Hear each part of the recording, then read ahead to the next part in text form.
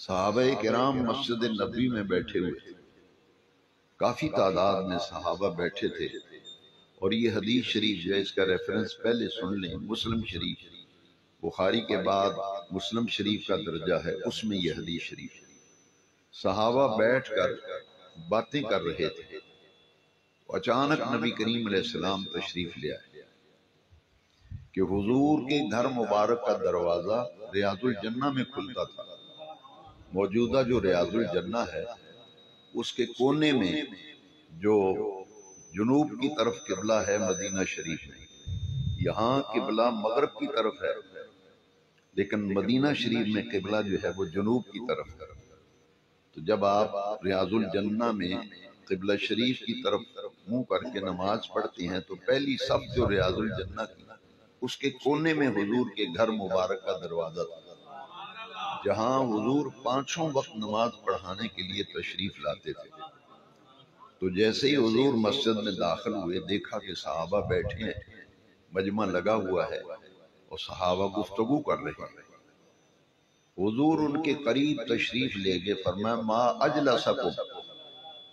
ما اجلسکم، یہ تم بیٹھ کر کیا کر رہے ہو؟ تم نے مجمع لگایا ہوا ہے، گفتگو کر رہے ہو، ما اجلسکم، یہ کیسی مجلس ہے، یہ کیسا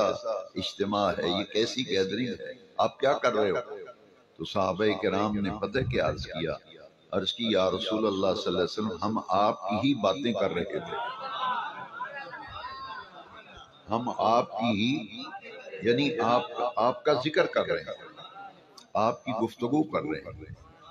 آپ کی جو باتیں پوچھتے تھے کہ حضور کی کوئی بات سناؤ، حضور کی کوئی بات سناؤ۔ تو جس کے سینے میں جو بات محفوظ تھی وہ بتا رہا تھا، اس لیے عرض کیا کہ حضور ہم آپ کا ہی ذکر کر رہے ہیں، آپ کی ہی باتیں کر رہے ہیں۔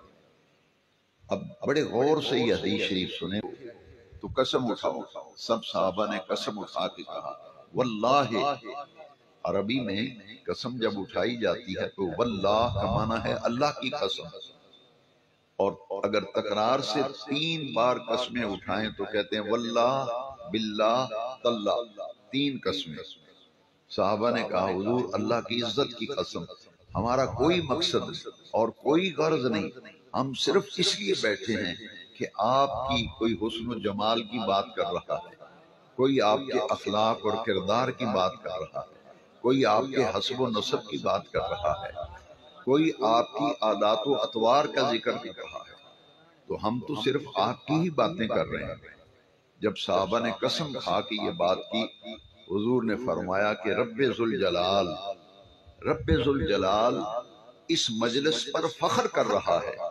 کہ میرے محبوب کے غلام اکٹھے ہو کر میرے محبوب کا ذکر کر رہے ہیں۔